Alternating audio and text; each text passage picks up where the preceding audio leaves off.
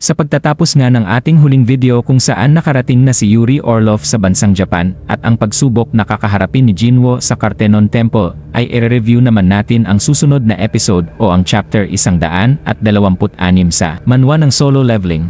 Ito nga pala si JB Hobby, sit back and relax and enjoy the video. Nagsimula ang panel sa asosasyon kung saan makikita dito na nag-uusap sina Chairman Matsumoto at si Chairman Go. May nilahad na papel naman si Chairman Matsumoto at wikang, "Isa itong kasulatan na nangangakong isinusuko namin ang mga pagmamay-ari naming mga Essence Stone mula sa Jeju Island Raid." Isinasalin naman ang sinabi nito sa wikang Korean ng interpreter. Nagtaka naman si Chairman Go at wikang, "Bakit mo ginawa yon?" Na isinasalin naman ito sa wikang Japanese ng interpreter. Sagot naman ni Chairman Matsumoto, "Para ito sa serbisyo na ginawa ni Hunter Song."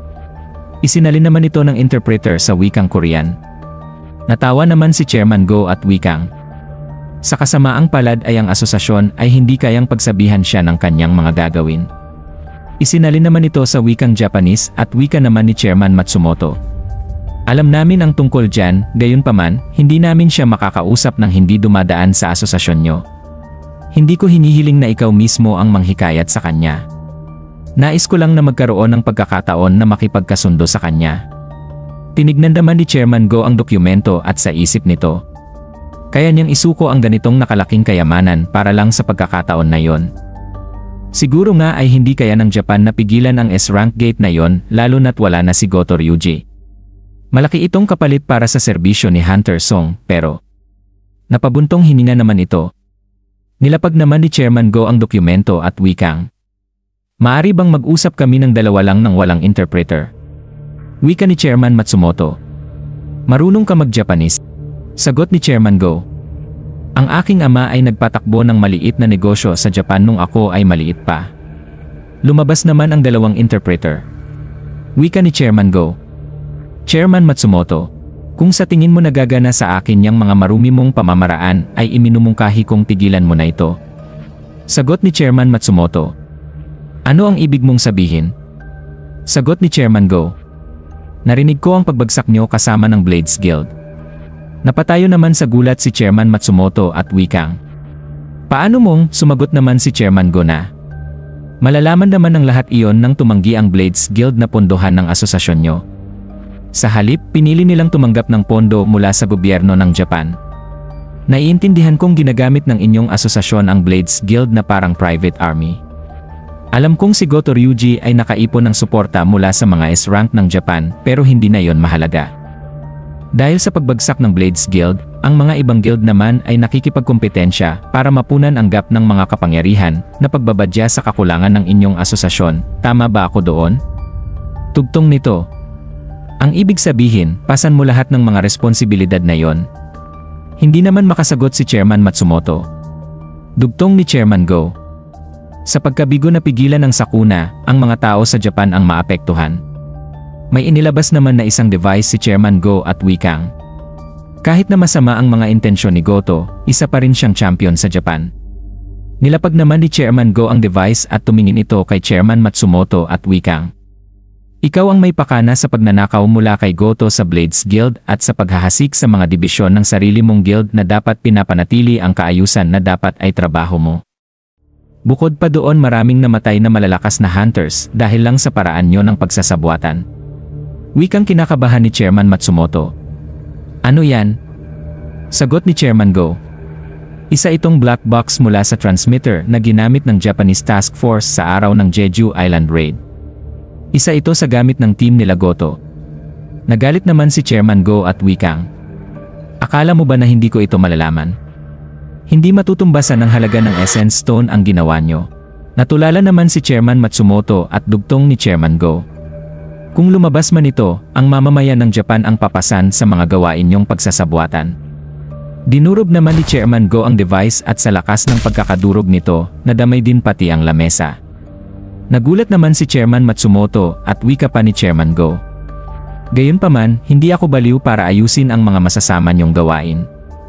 Dugtong nito, "Hindi ko hahayaan na ang isang ambisyosong tulad mo ay ilalagay ang kanyang bayan o ang buong rehiyon ng Asya sa malaking krisis." Dapat lang na magpasalamat ka kay Hunter Sung Jinwoo. Nalipat naman ang panel kay Jinwoo na nakikipaglaban pa rin sa mga estatwa. Sa isip nito, patuloy pa rin ang pagdating nila. May napansin naman ito sa malayo. Naghanda naman ng isang beam ang higanteng estatwa. Sa isip ni Jinwoo, huli na para maiwasan yan, pero kung ganon, inactivate niya naman ang skill na commanding touch. Pinagdikit-dikit niya naman ang mga estatwa sa harap niya. Nagpakawala naman na ng beam ang higante. Ginawa namang harang ang mga estatwa na pinagdikit-dikit ni Jinwoo. Tinamaan naman ang mga estatwa sa atake ng higante. Nag-alerto naman ang system na ang commanding touch ay nag-upgrade sa final form nito na Ruler's Authority. Sa paglapag naman ni Jinwoo ay tumagos naman ang atake ng higante sa mga estatwa at mabilis namang umiwas agad si Jinwoo. Bahagya namang dumaplis lang ang atake ng higante at sa isip ni Jinwoo, muntikan na ako doon, sa level kong ito, siguradong mamamatay ako pag tinamaan ako ng ataking iyon. Tinignan niya naman ang higante at wikang, kailangan ko munang tapusin ang isang yon. Naghanda naman si Jinwoo at mabilis na sumugod. Patungo naman ito sa higanteng estatwa. Naghanda rin ang higante para apakan si Jinwoo.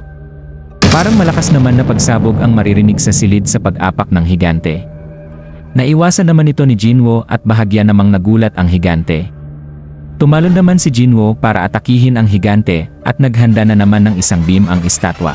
Ginamit naman ni Jinwoo ang kanyang bagong skill na Ruler's Authority at idinikit ito sa balikat ng higante. Mabilis namang pinalapit ni Jinwoo ang kanyang sarili sa statwa at nagawang maiwasan ang atake ng higante.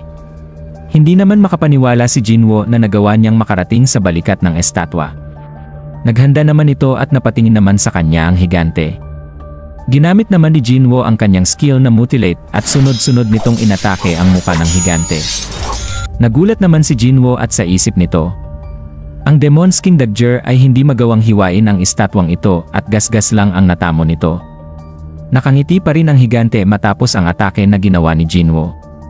Tumalon naman si Jinwoo at wikang, kung hindi ko siya magawang mahiwa, edi dudurugin ko na lang ito at wawasakin ko yang ngiti mo sa pisngi. Kumapit naman si Jinwoo sa pisngi ng higante at naghanda na para suntukin ito. Malakas namang sinuntok ni Jinwoo ang higante at wikang, dito na magtatapos ang lahat. Wika naman ng isang estatwa, hindi ako makapaniwalang kaya niyang harapin ang aking obra maestra. Tuloy-tuloy naman sa pagsuntok si Jinwoo at hindi naman makagalaw ang higante. Sigaw ni Jinwoo, ibubuhos ko na ang aking lakas para lang mawasak yang mayabang mong pagmumuka. Isang malakas naman na suntok ang nagpayanig sa higante at kitang-kita dito na napuruhan ang estatwa at tuluyan na nga itong bumagsak. Lumapag na rin si Jinwoo at nag-umpisa na namang umatake ang mga estatwa. Ginamit naman ni Jinwoo ang kanyang skill na Ruler's Authority at pinabagsak ang mga ito. Makikita namang nawasak na ang mga kalaban ni Jinwoo. Sa isip nito, mukhang mas lumakas pa ako pagkatapos ng laban na ito. Pumalakpak naman ang estatwang may pakpak at wikang, napakahusay. Wika ni Jinwoo, tuparin mo ang pangako mo. Tumawa naman ang estatwa at wikang, ang pagsubok ay hindi pa tapos. Dugtong nito, hindi mo ba nakikita? Nandito pa ako. Nagulat naman si Jinwoo na nag-alerto ang system ng isang urgent quest. Wika ng estatwa, ako ang iyong huling pagsubok. Nag-alerto ang system na titigil sa pagtibok ang puso ni Jinwoo kung hindi niya matatalo ang kalaban nito. Wika ni Jinwoo, sino ka ba talaga? Nag-umpisa na rin ang countdown. Sagot ng estatwa, sabi na sa'yo, mali ang tanong mo. Pero sige, sasagutin kita kung sino ako. Dugtong nito, ako ang architect ng system. Nasagot ko ba ang tanong mo? At diyan nagtatapos ang chapter 126 sa manhwa ng solo leveling at see you sa mga susunod na mga chapters. Kaya kung nagustuhan mo ang video na ito ay mag-like, comment at mag-follow ka na rin sa aking channel for more videos like this. Muli, ito si JB Hobby. Peace out!